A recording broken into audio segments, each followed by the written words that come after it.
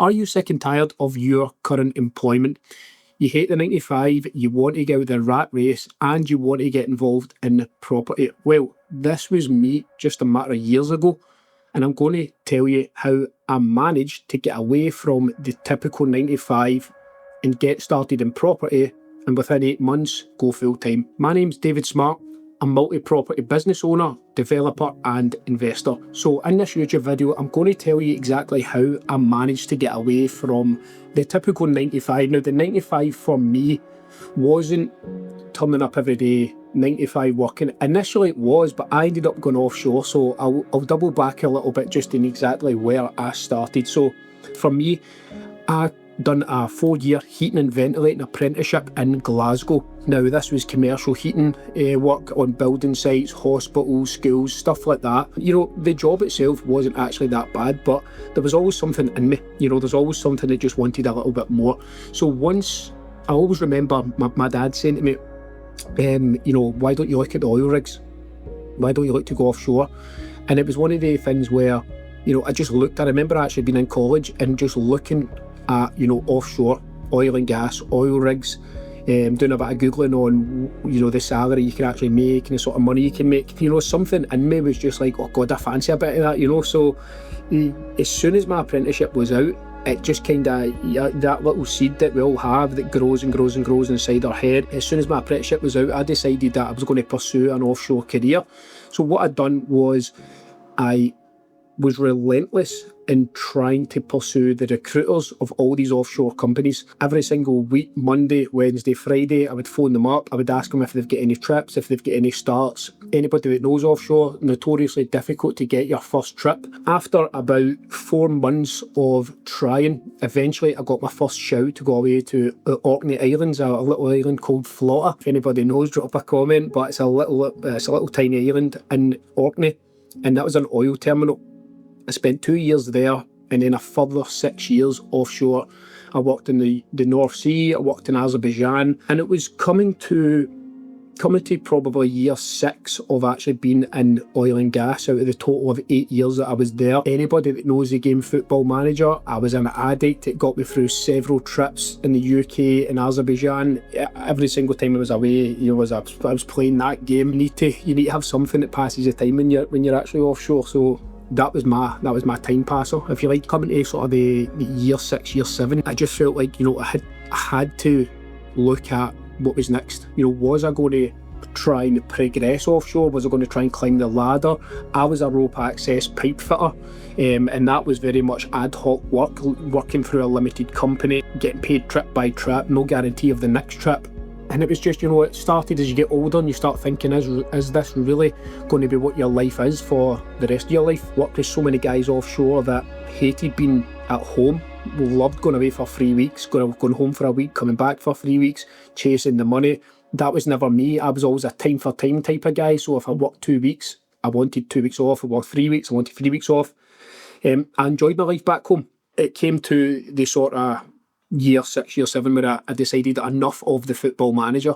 You know, can I be spending that time playing that game, that addictive game? Can I be spending that, you know, learning something else? And that was property for me. So when I discovered property investment, stuff like that, you go down the rabbit holes like we all do, we sort of stuff that we're interested in, and it quickly became a kind of inner passion. Now, a lot of people say that about property. It's like, oh, it's my passion, I would love to do it. And they don't actually really know what it entails. And they don't know, you know, the hardship that comes with it, and the effort and the dedication and the sacrifice and the commitment. Because it isn't just about buying a buy-to-let property and taking your £500, £600, £700 a month rent. You know, if you're doing it properly and you want to scale a portfolio and you want to open up different avenues and different opportunities, different businesses, there's a lot more to it. But at that time I was very naive, and it was very much, you know, I want to get involved in property. I just want to get involved in some capacity. I didn't know what that was. So fast forward to January 2020, my son was born. My son had a bit of a hard time. The first week he was in intensive care, so it wasn't a great start in intensive care, taking time off of work, not going offshore, obviously wanting to be there for him. Took a couple of months off, and then March 2020, COVID. So that was me not working from January. March hit, I did go away a trip just before COVID hit, and we all got downmanned, as they call it, from the platform because COVID had hit. And as helicopters were coming, we're all going back on shore, and nobody had a clue what was actually around the corner, basically. So that was March to July, absolutely no wages, didn't know what was happening, the world was upside down, it was a crazy time, and everybody's got their opinions on it, absolutely crazy. But that gave me more time with my son, my family. It also gave me more time to really focus and dial in on what I wanted, which was getting really building my property businesses, basically, is what that consumed me through that time. So from January, predominantly from March to October, I was using all the free YouTube videos, the ebooks, reading books. I don't even really like to read, but I was doing that as well. Podcasts were really crucial for me as well, and just starting to talk to different people within the industry. And in October 2020, I decided I was going to invest in my education. So I actually went and done an education course. And that really brought me on, I feel, at that time. It was something I needed. I had hit the brick wall of all the free education and all the upsells and all the, give you a little bit, but you need to pay this to get a big bit and stuff like that. So for me, I needed something, and it was one of the best things that I'd done. There's a lot said about proper education, and, some of it is quite relevant, but the one thing that you can't argue with is the ones that run courses. I've run a course myself. We've done a 3-day course just to the tail end of 2024 there. That was a really good success, but you can't argue with the people running it, the experience and the content that you get. What you can argue with is people being put on pedestals, and it's maybe there's a lot of people going through these courses and they're all coming off doing the same thing, and it saturates it a little bit. And then from these courses, there's very small percent actually go on and do something. But everybody learns the same stuff. Everybody's fed the same content. It's about what you actually do with it. It's about how you take that forward and how much you're willing to dedicate, commit, sacrifice is the sort of three things that I always say. So from October 2020, when I came off of that course, little did I know it was my last trip offshore that I'd just previously done, because I decided that I was going to go down the sourcing route. I was going to become a property sourcer, and I was going to go all in, and that to me meant not going back offshore. So my sacrifice there was I was going to take a job in the shipyards, in Govan shipyards, as a pipe fitter, and I was going to, the offshore was done for me. I did go and renew my offshore tickets that year, to be honest, just in case, and I always remember that feeling where should I not, and I'd done it just purely out of this might not work, this might go totally tits up, so I went and done that. I've never had to go back offshore, thankfully, but I did spend 8 months in Govan shipyards, and I managed to wangle my way into a weekend shift.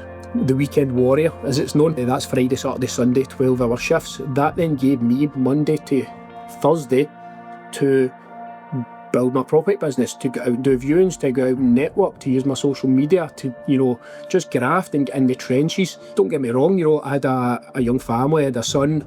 I was, giving them a half day here, half day there. So really all in, probably 3 full days, hammering it to get where I wanted to go, which ultimately after 8 months was full time. So how did I get full time after 8 months? Hard work, dedication, sacrifice, commitment, consistency. And once you put all them together, I feel like it is a matter of time, because you're so committed, you're so invested, you're so determined to make it work. It's almost as if there is no alternative, and if you've got that attitude, you will succeed no matter what you're doing. And that was it for me. I was lucky enough to get a deal through one of my mates that I then tried to sell as a property sourcer. I put it on all the Facebook pages. I had a woman that approached me that said, I'm interested in that deal. We went to Dumbarton to show the property.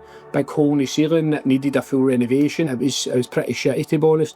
She walked in the door, and after 5 seconds she says it wasn't for her. Then I thought, what a waste of time coming down here. You've seen the photos. What she said after that pretty much changed the direction for me. She says, but I have Hong Kong investors. So these investors went on to purchase this property. They then bought another one from me very shortly after that. They then bought another one. And meanwhile, everybody in my network that I'd grown this big network through the course, through going out and meeting people, through being relentless, through being a pest and phoning people, I'd grown this network. And then I start doing deals, and people see that I'm doing deals, and they start coming to me with more deals, and my network grows and grows and grows. So that was kind of my route to, I've got all these deals, I've got these really good investors, they're buying a lot. I need to keep growing a larger investor database. I need to keep growing my network. I need to keep getting more deals through the door to be able to feed all these investors. And within 8 months, I was then had a pipeline, had done that many deals. I was still working in the shipyards. My deal pot is filling up, which I wasn't spending any money. I'm still getting a wage from the shipyards, and I've got this pipeline of deals with people bringing me deals, dabbling in a little bit of marketing, going on Facebook pages, going to networking events, meeting people. They had a property to sell. My mate would bring me another property, and I had a good sort of stream of deals coming to me. 8 months later, I was able to step away from the shipyards, which was absolutely crucial, because the more time you can dedicate to any business, as we probably already know, the better. And if you've already built that foundation of people know who you are, people are starting to like you and trust you, and they're bringing you deals, and you've got the investors, they're doing a little bit on social media, which I'll speak about, it grows arms and legs, and it's a snowball effect. I say this all the time, it is a snowball effect. Once you get to a certain level, you can't, and I say this loosely because you can fuck it up, but if you get to a level where there's that much happening, as long as you keep turning up every day, it won't fail. It will get better. It might stagnate for a bit, and you might need to look at, right, how else can I do this? Can you do more on social media? Can I go to more networking events? What can I do? It'll go like that again, and it'll go like that again. And if it falls off a cliff, you've done something wrong, because you already had that foundation there. So for me, the sourcing was the absolute bread and butter to everything I was doing. That then brought me my first assisted sale project, which was meant to be a purchase and a flip, turned into an assisted sale. In a nutshell, that means you don't buy the property. You agree a price with the seller, you get a contract drafted up, it goes into solicitors. That contract allows you to renovate that property and to sell it on the seller's behalf. The seller then gets the price that you agreed, and you get anything above that. Your margin is obviously what you've spent on the refurb, minus what you've spent on the refurb, the legal fees, etc.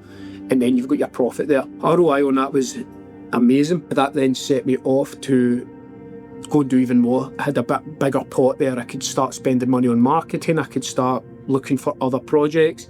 I soon picked up another assisted sale. That was my first personal development projects, was 2 assisted sales, 2 houses that I renovated and essentially sold on for profit. Gave me a bigger pot. And that's it, the snowball effect kept happening. It came to the following January, and social media for me was scary.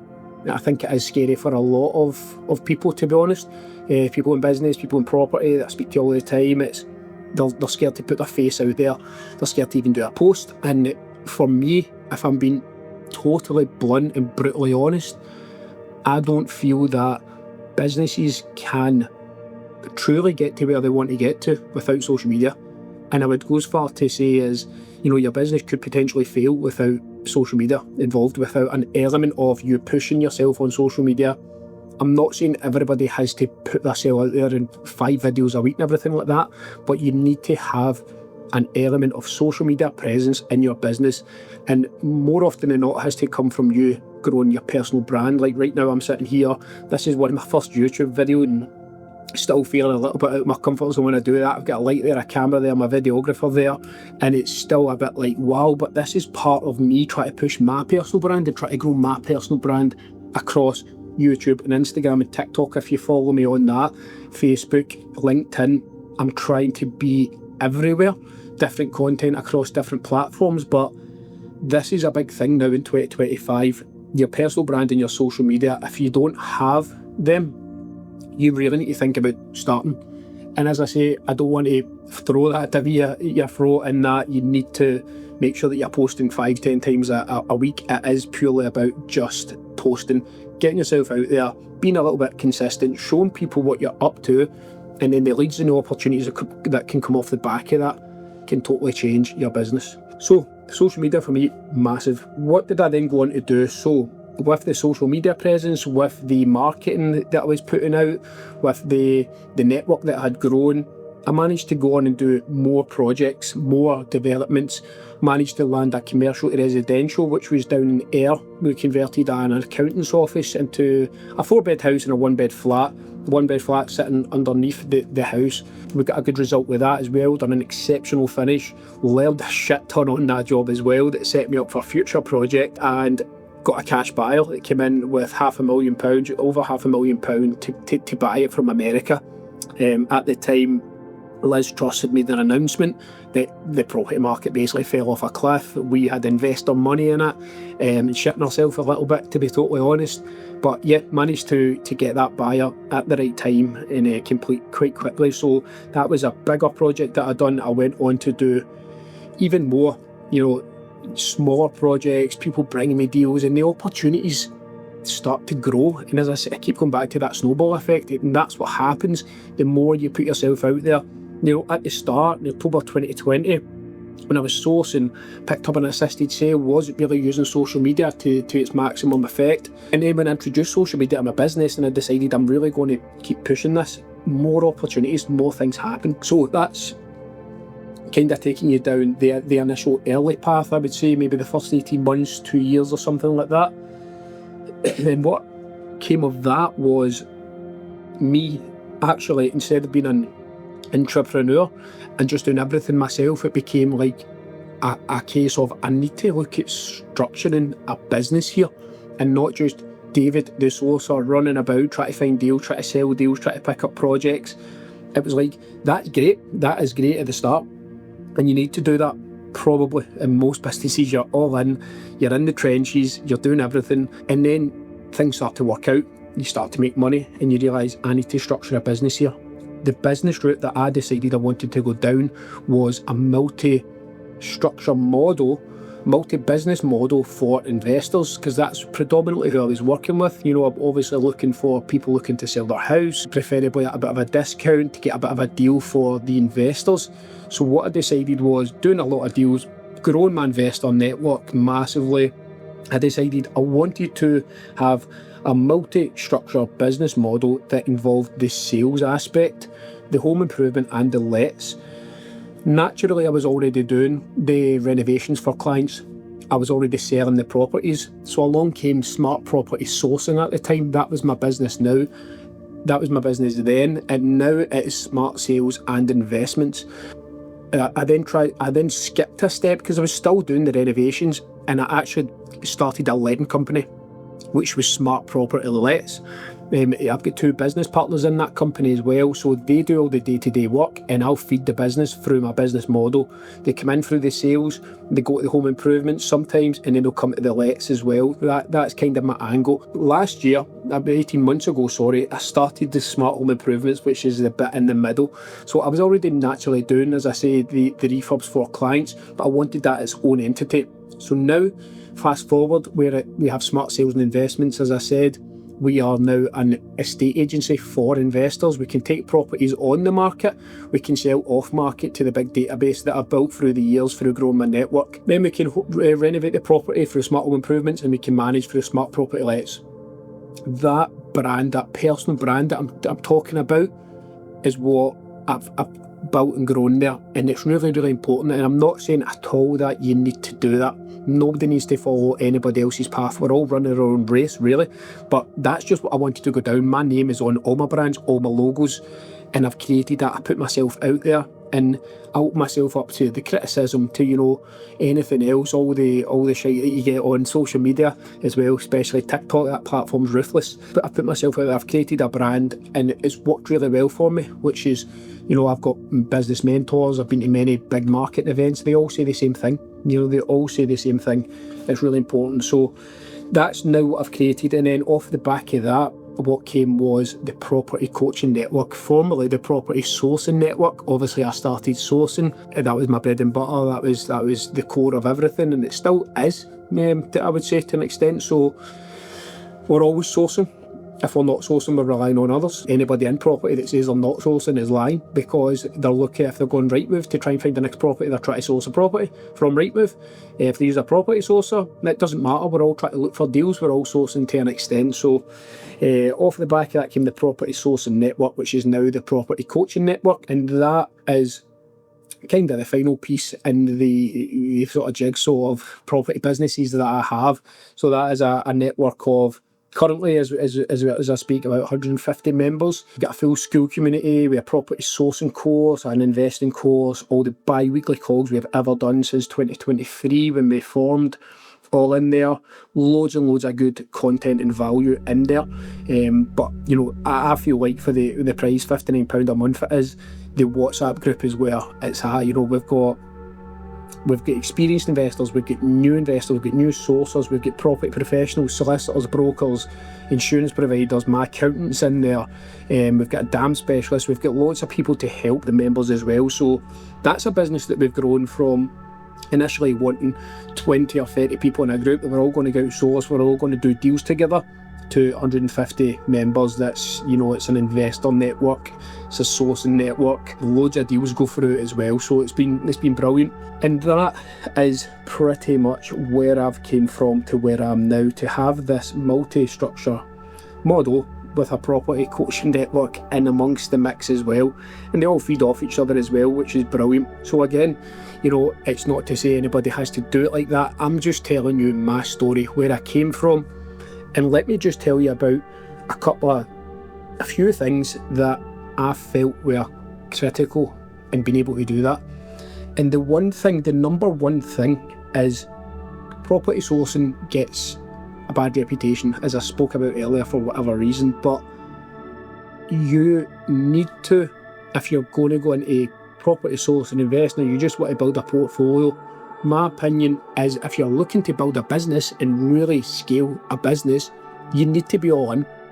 That doesn't mean initially quit your job and, you know, you've no money and stuff like that. Look what I done. I sacrificed my weekends, I sacrificed during the week. I was working pretty much 6 or 7 days a week. I went into the shipyards with the weekend shift. That was all I'm quite a social guy. I go out with my mates, you know, I go out with my wife. That was that out the window for a period of 8 months. But the sacrifice to get what you actually want, that got me what I wanted. It meant I could go full time with property. I had a pipeline, I had money coming in, and it freed my time up a wee bit as well. Don't get me wrong, businesses, people get into business because they want time freedom, they want financial freedom. The time freedom doesn't come. I've not got the time freedom yet. And you don't get it. You do not get the time freedom for years down the line, unless you're really lucky in the first year or two of business and you get a windfall of money. The time freedom isn't what I'm looking for. I'm looking to build my businesses now that gives me that further down the line. But business is hard. It takes a while to get where you want to go. It takes a while to establish yourself and have the income that you want, that then allows you to go that extra holiday or whatever. So it all starts with the commitment and the dedication of what you're willing to put in. What you're willing to put in is what you're going to get out 100%. A lot of people, most businesses will fail within the first year or two. And it's, you know, multitude of reasons really. But I'm just a big believer in that.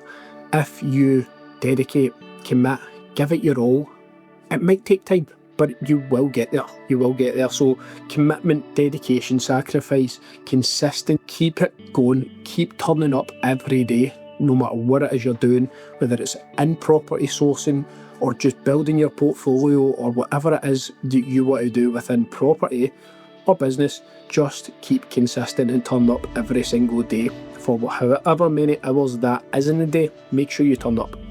Social media is critical, as I said before. I'll not repeat myself, but it is critical to what you will do in business and property. People can't do business with you if they do not know you. That is key. And again, you don't need to be putting your face on camera and, you know, all this all the time, and, you know, it doesn't need to be that initially. It just needs to be a presence. The opportunity also that can come from property sourcing, I mean, if you look at where I started, which was just sourcing, then I picked up a couple of projects, assisted sales, commercial, residential, flips, etc. Building a letting business, growing a network, a home improvement company. What else can you do? Started my own portfolio.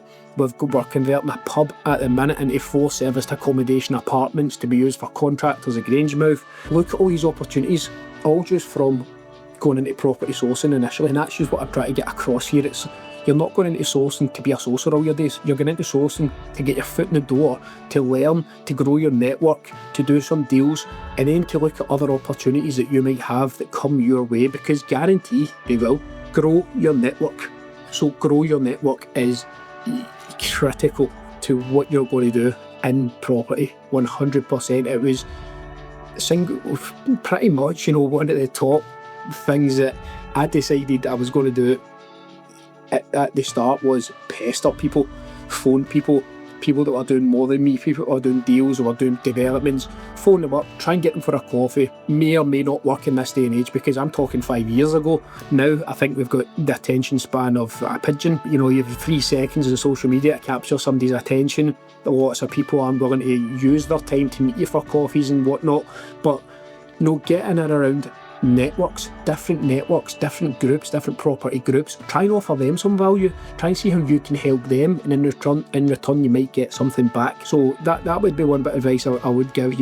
Grow your network as much as possible. I have quite a small circle, but a big network. And what I mean by that is there's always people in your network you'll do business with, you'll do deals with, but you've got the tight circle of people that will really help you along the way. And I've got the people in there that I can turn to. I can pick up the phone and I can ask any questions, and I can give advice back, or if I really need somebody, I need a contact, this circle can really help me out. But it's key that you have a big network as well, and that includes growing your database as well, so that you can, in time when you start your marketing properly, you can email marketing these people if you want to launch a product or a course, or you've got deals or whatever it is. You've got that database there as well, so that's really critical at the start. Just to wrap up, coming from a heat engineer background to offshore shipyards to now multi-property business, I've done that in the space of 5 years. 5 years now, that's it, just over 5 years when I properly decided to commit to it. That's not long. And one of the issues that we have in this day and age is everybody wants it tomorrow, and they're maybe not willing to put that hard graft in, get in the trenches, put the miles in, do the reps as people call it. That's what you need to do. That's what you need to do, or you're going to be in your 9-to-5 job forever. What I would say is think about that, think about what I've done, and all I'm trying to say here is not to come across at all as in look at the businesses I've got. I'm trying to come across in that it's all possible. It's all possible 100% if you're willing to put the graft in, if you're willing to put the commitment and the sacrifice and everything else that I keep talking about. It is very possible. Hope you've enjoyed this video. Subscribe to the YouTube channel, it will really help me a lot. I've also got Instagram, TikTok, Facebook, LinkedIn. If you want to jump on any of them, there's a bit of different content across some of the platforms as well, but hit that subscribe button, it really means a lot, and I'll see you in the next video.